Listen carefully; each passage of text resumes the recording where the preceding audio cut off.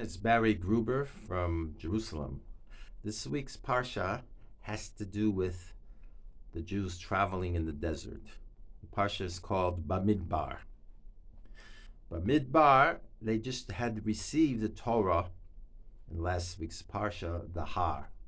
On the Har, which was the mountain, they saw the grand display of the coming close of the Creator to his people.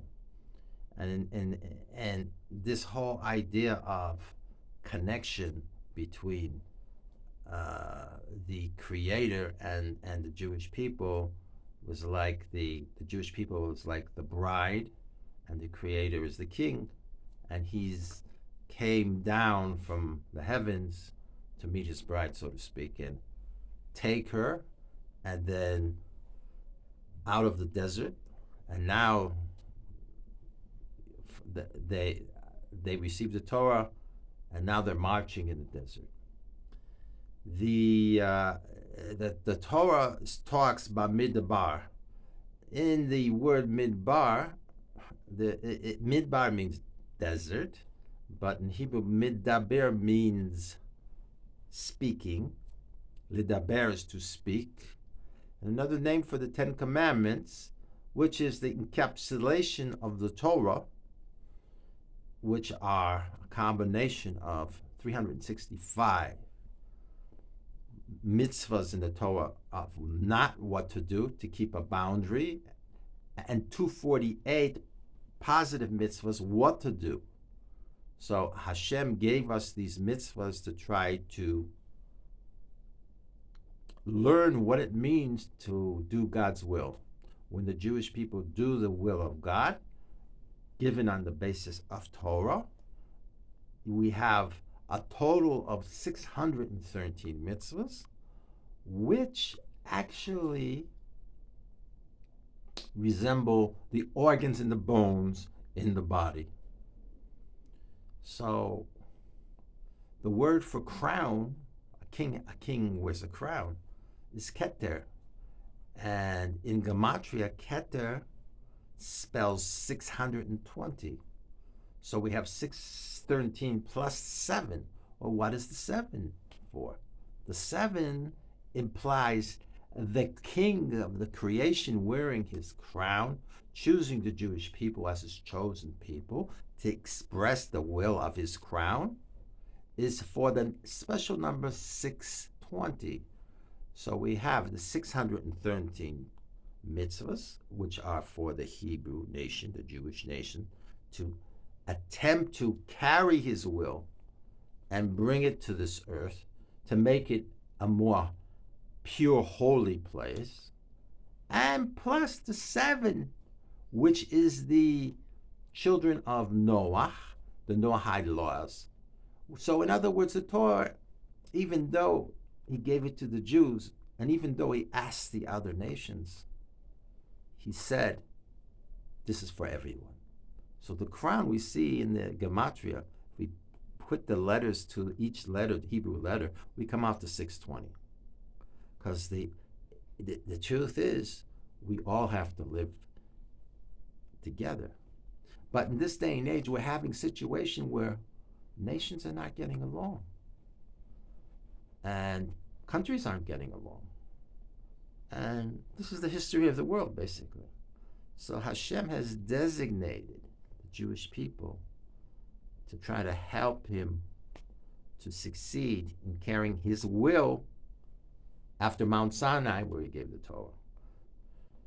So these have to do with the clouds of glory. Around in the desert, there were the 12 tribes, and they were surrounding the ark, the holy ark of the covenant, which was in the middle. So wherever the clouds would rise, the people would go, and the cloud was really like a separation between God and the people, because the concept of Hashem's holiness requires a separation. That's why we have 6 days of the week, which are holy in and of themselves. These are the work week, and then Sabbath day in which he rested, which is the the day that we emulate or copy God's way by not working. These are the mitzvahs of lo ta'aseh, not to do. Do not work. Do not have your servant work. Do not have your animal. There's rules protecting everybody. That's what the whole Torah is about, and it was written into this book called the Talmud. So there was a count, and the count was this: we have a mission in this world. How do we be better people? He could have made us like the angels, but the angels have a certain mission from above, and it doesn't require choice. In other words, once an angel completes their mission, God gives him a job. He goes back to the original place of the kingdom. But there was a kingdom upstairs and there was a kingdom below. And his presence is down here. So we're constantly striving as Jews to improve ourselves.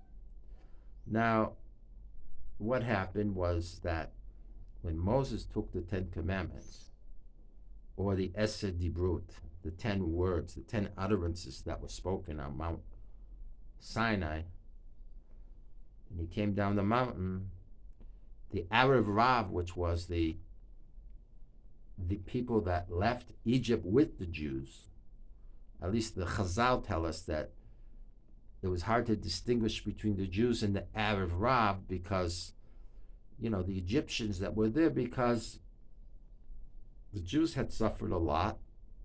They'd reached the 49th level of Tumah, which is impurity. In idol worship, which is forbidden, it's one of the Alta says, don't have any other God. All of a sudden, Moshe sees from the mountain, people are dancing around the golden calf. So with everything divine upstairs, there's a punishment. So how is it that my people could be dancing around the golden calf after the first commandment, after they're seeing the greatness at the Har Sinai experience? So Moshe, Chazal tell us, he smashed the tablets. Then he had to go up again. And these tablets came down. But it is through when he went up, he argued with Hashem. Hashem, look at your people. What are they doing? He said, these are my people. These are your people. You sent them.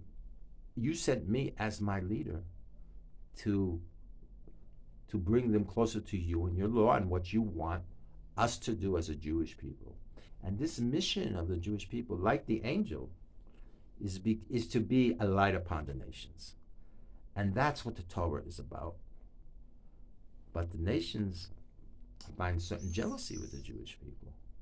So for thousands of years, even in Iran, there's still, last week we had over 500 missiles come into Israel, more than that, maybe even 1,000, because we have enemies. And this is a judgment call. So we have to try to find what is Hashem's purpose for us, Jew, Gentile. We all have a mission in this world. And next week is the ultimate expression of the giving of the Torah in the holiday of Shavuot.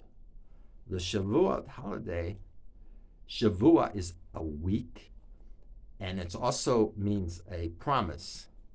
And it also implies Sheva, which is 7. So 6 days we work, 7th he rested. But in Shavuot, it connects what happened in Mount Sinai. We have a law in the Torah, don't, al ta'aseh law, don't grow any vegetables, fruits, any trees on the 6th year, and on the 7th, in other words, the 7th year, let the land rest. So what do we learn from this? Who does the land belong to? And then every 7 years after that until the 49th year, the 50th year, it's called the Jubilee year, where if any man owes anybody any money or anything on his property, he has to give it back, because God said, this is my land, and you have to follow these rules. And there was perhaps a time where they weren't keeping the laws. It's not easy to be committed to the Jewish way. But once you become wholeheartedly in your service to Hashem, things have to happen. Hashem has blessed us, and we're still carrying on His will.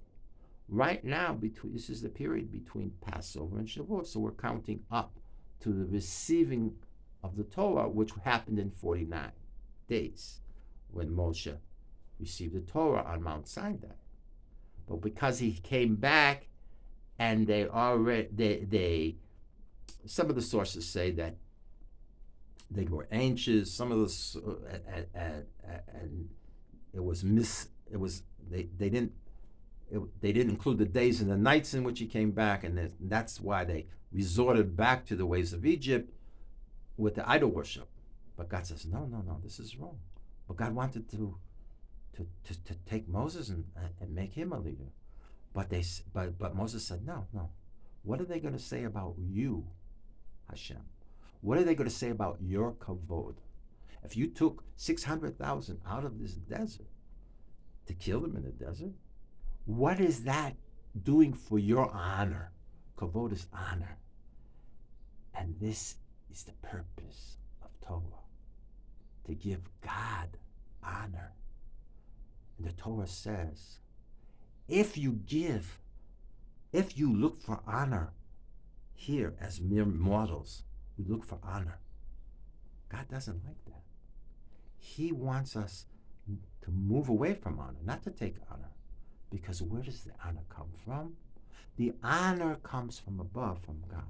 The blessings that we experience come from above. So Moshe Rabbeinu took the honor that Hashem wanted to give him in destroying the nation to say, what about your honor?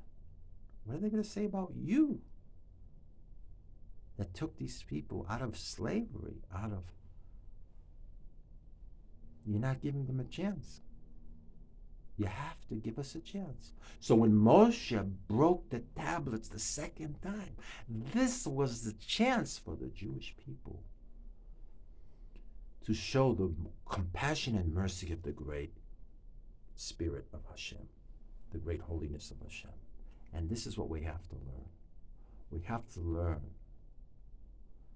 that, like Moshe Rabbeinu fought for the Jewish people, to get them to be ambassadors to Hashem, to keep this shining light alive for the Jewish nation as they went through the desert, even though they were scolded and they knew they had to, pay for this price. And this is what we're paying for. It says in the Gemara of Shabbat that one day in the life of Hashem is 1,000 years. And that the Jewish people will be redeemed again. And the nations will be redeemed again. Sinai was just the first revelation. But between 6,000 and 7,000 years, there's going to be another revelation. And this is the revelation where all the nations come to understand the blessing of the Jewish people, the light of the Jewish people, the purpose of the Jewish people, to think of something greater than self, to think of something greater than ego, to think of something beyond, to give to the Creator. How do we give to the Creator in the Torah? We try to observe the basic mitzvot. And all the mitzvot can only be carried in the land of Israel. That's why Israel today came back from history, from thousands of years at 1948, they became an independent state. But it's not really a religious state, but it's trying to be. It's still trying to. And with this is the blessing. The blessing is whoever blesses the Jews is blessed, and whoever curses the Jews is cursed. So, and this was proven through Bilam in his speech when Balak, as they passed over from the Jordan to come into the land, they said, nobody can curse the Jewish people. They're blessed. But they offered him a lot of money, so he said, let me try. And out of his mouth came a beautiful prayer. How godly are and goodly are the tents of Israel, their dwelling places of the Shekhinah, of the heavenly presence, as they walk through the desert. So in this Parsha Midbar, this week and next week, as we celebrate the Shavuot holiday, and we grow every day in our faith, in our love of Hashem, in our love of mankind, in our love of peace, in our love of creation, to elevate the fallen sparks from the Ego HaZahav, to do the Torah and the mitzvahs, the mitzvah aseh and the mitzvah lo ta'aseh, the positive and the negative mitzvahs, to elevate the soul to the original connection that we had with God at Mount Sinai, where the Torah was given at Shavuos. This will be next week's video. Have a great Shabbos. Barry from Jerusalem.